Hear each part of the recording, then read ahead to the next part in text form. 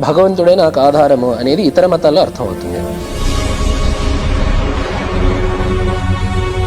ఇక్కడ మాత్రం భగవంతుడే నాకు ఆధారము అని చెప్పిన మాటకు అర్థం ఏంటంటే అసలు నేను ఉన్నాను అంటే దానికి కారణం భగవంతుడు.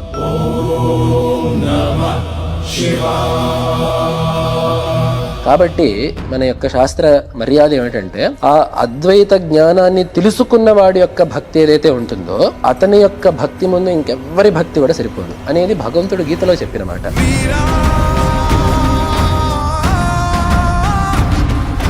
ఆర్తులు తత్వాన్ని తెలుసుకుందనుకునే వాళ్ళు, ఏదో ప్రయోజనాన్ని కోరేవాళ్ళు జ్ఞానులు. వీళ్లలో ఎవరి భక్తి శ్రేష్టమైనది అని చెప్పినప్పుడు ఆ జ్ఞానాన్ని పొందినవాడు వాడు సాక్షాత్తు నా ఆత్మస్వరూపాన్ని తెలుసుకున్నవాడు, నా ఆత్మస్వరూపంగా ఉండేవాడు. కాబట్టి ఆ జ్ఞానికి ఉండే భక్తి సర్వోత్కృష్టమైనది అని చెప్పి చెప్పేది.